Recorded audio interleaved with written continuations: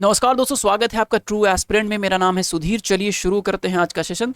देखिए, ये बात अब कंफर्म हो गई है कि एकनाथ जो शिंदे हैं वो महाराष्ट्र के अगले सीएम बनने वाले हैं, क्योंकि देवेंद्र फडणवीस ने साफ साफ कह दिया है कि जो अगली गवर्नमेंट बनने जा रही है महाराष्ट्र में, उसमें देवेंद्र फडणवीस हिस्सा नहीं लेंगे। यानी कि ये बात बहुत क्लियर है कि अगला जो सीएम महाराष्ट्र का बनने वाले हैं वो है एकनाथ शिंदे। नाउ इस वीडियो में समझने की कोशिश करेंगे पूरी हिस्ट्री एकनाथ शिंदे की, साथ ही साथ क्या पॉसिबिलिटी है अगली सरकार की, उसको भी डिटेल से समझने की कोशिश करेंगे इस वीडियो में। तो चलिए शुरू करते हैं। अगर आपको हिस्ट्री एंड कल्चर क्लासेस देखनी है तो अनअकैडमी पर अभिषेक श्रीवास्तव सर की क्लासेस देख सकते हैं। कूपन कोड है TT100 करके आप यूज कर सकते हैं ताकि मैक्सिमम डिस्काउंट अवेल हो सके अनअकैडमी के कोर्सेज पे। नाउ महाराष्ट्र पॉलिटिकल क्राइसिस नाम की एक वीडियो मैंने बनाई हुई ऑलरेडी इस चैनल पर अपलोड है। वहां पर आप डिटेल से पूरा इशू समझ सकते हैं कि क्या चल रहा था शिवसेना और एकनाथ शिंदे के बीच में। एनसीपी का क्या रोल था, कांग्रेस का क्या रोल था, शिंदे की क्या डिमांड थी, वो सब चीजें हमने डिटेल से वहां पर डिस्कस करी हैं। तो आप इस वीडियो को देख सकते हैं, लिंक डिस्क्रिप्शन में दे दूंगा। साथ ही साथ इस वीडियो में डिस्कस करने जा रहे हैं हम लोग एकनाथ शिंदे की पूरी हिस्ट्री।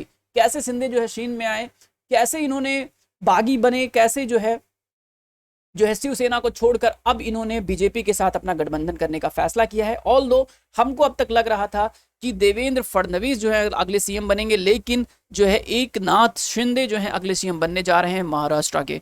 तो चलिए शुरू करते हैं समझना ये सारी न्यूज। देखो, ये अपने आप को जो है बाला साहब ठाकरे के एकदम कट्टर शिवसैनिक भक्त कहते हैं अपने आप को, और शिवसेना से इन्होंने अपने आप को सेपरेट कर लिया ड्यू टू फ्यू ऑफ कंट्रोवर्सन्स। देखो यहाँ पे हुआ क्या है कि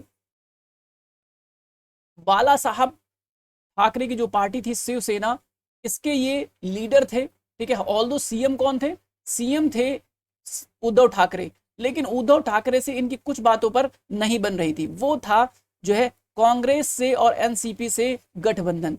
तो एकनाथ शिंदे जो थे, ये लगातार शिंदे कह रहे थे कि नहीं, आप बीजेपी से गठबंधन कीजिए, आप एनसीपी और साथ ही साथ जो आपने गठबंधन किया हुआ है कांग्रेस से, उस कांग्रेस गठबंधन को तोड़िए, यानी महाविकास अघाड़ी से निकलिए। महाविकास अघाड़ी क्या चीज है? महाविकास अघाड़ी जो है ये एक ट्राई पार्टी अलायंस है, जिसमें कौन कौन है? महाविकास अघाड़ी। महाविकास अघाड़ी मतलब है एनसीपी, मतलब शिवसेना एंड कांग्रेस, ठीक है, कांग्रेस।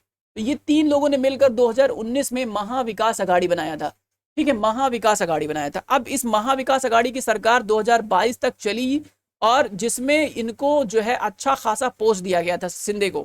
लेकिन शिंदे इस बात से बहुत नाराज थे कि इनका बीजेपी के साथ गठबंधन क्यों नहीं हुआ, लेकिन उस वक्त ये मान गए थे, ठीक है, चलो कर लेते हैं सरकार बना लेते हैं। उस वक्त तो इनको कोई दिक्कत नहीं हुई।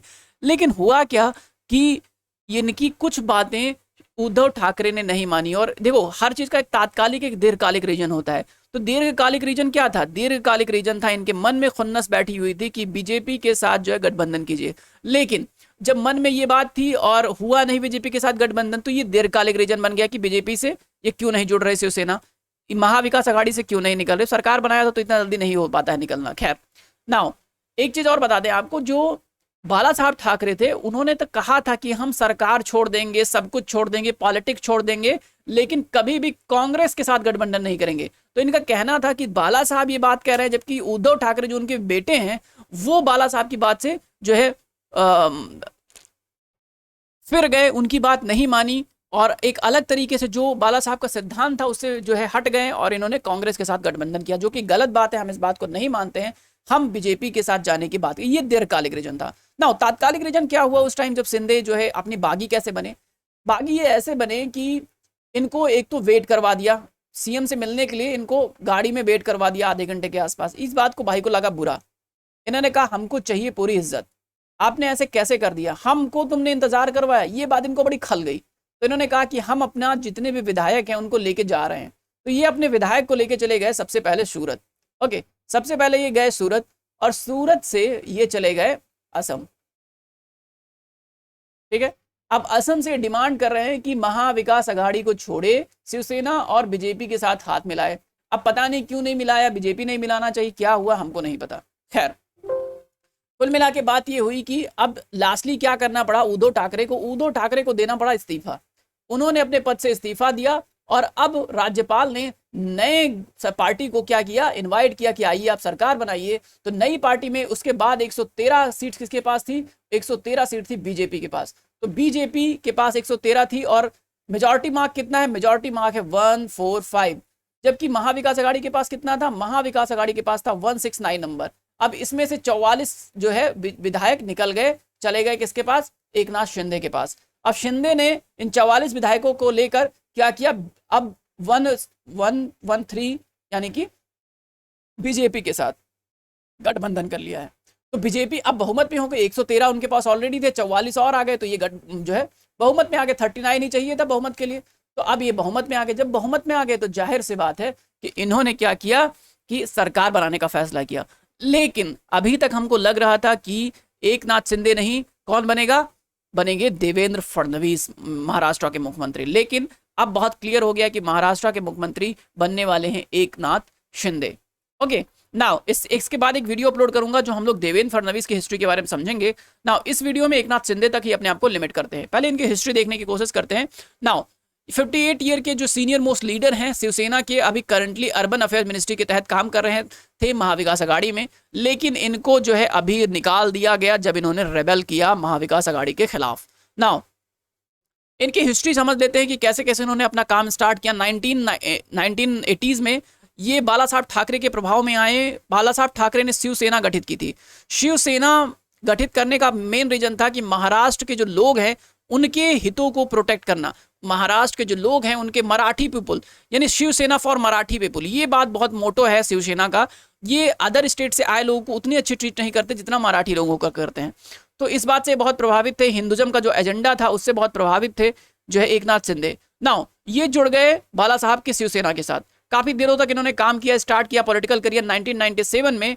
उसके बाद जो है ये थाने म्युनिसिपल कॉर्पोरेशन के जो है कॉर्पोरेटर के तौर पे पहली बारी बने। 2001 में जो है लीडर बने house of the Thane municipal corporation. Now 2004 में जो है एमएलए बने पहली बारी। उसके बाद लगातार ये एमएलए बनते चले गए, 4 लगातार जीत पाए इन्होंने, 4 लगातार जो है एमएलए के तौर पे एकनाथ शिंदे जो है जीते हैं।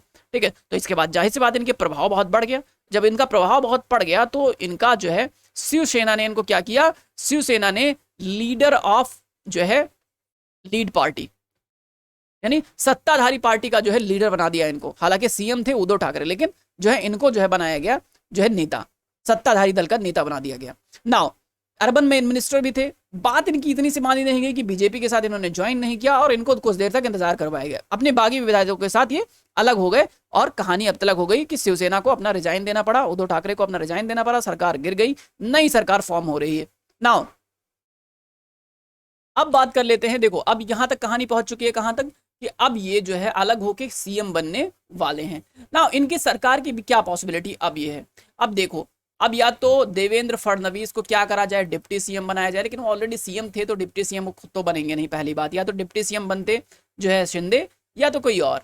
नाउ अब तो देवेंद्र फडणवीस सीन में नहीं है, लेकिन फिर भी बीजेपी इनको सपोर्ट कर रही है, तो अब इनकी भी सरकार देखते हैं 2.5 और साल चलेगी कि नहीं चलेगी, ये डिपेंड करता है बीजेपी के सपोर्ट पे। हो सकता है बीजेपी आगे किसी और जो एनसीपी के साथ कर ले समझौता, तो हो सकता है एनसीपी का कोई मेंबर, ये इसका कुछ पॉसिबिलिटी का अंत नहीं है।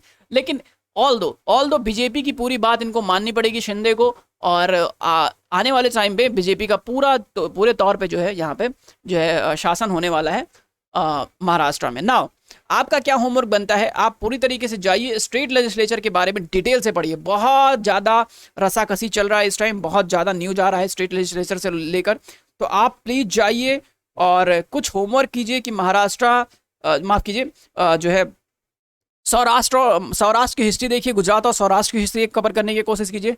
साथ ही साथ आप स्टेट लेजिस्लेचर का जितने इंपॉर्टेंट आर्टिकल है उसको रिवाइज कीजिए। आप बताइए कमेंट सेक्शन, तो मैं आपको रिवाइज करवा दूँ स्टेट लेजिस्लेचर अपने पॉइंट ऑफ व्यू से जितना मुझे लगता है इंपॉर्टेंट पॉइंट्स हैं।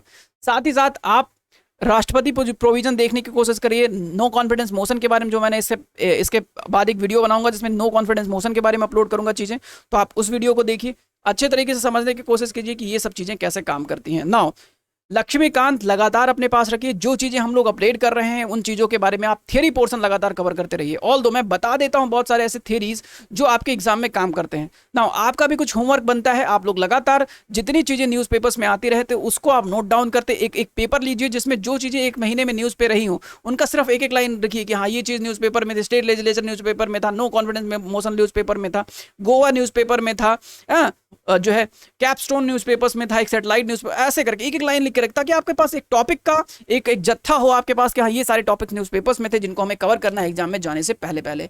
नाउ अब जो है जितनी इंपॉर्टेंट बातें मैंने आपसे कही हैं वो चीजें आप होमवर्क करिए। उसके अलावा कुछ चीजें जो मैंने कमेंट सेक्शन में लिखने के कहा है वो आप प्लीज कमेंट सेक्शन में जरूर लिखिए। मिलते हैं नेक्स्ट वीडियो में। Thank you so much for watching, have a nice day.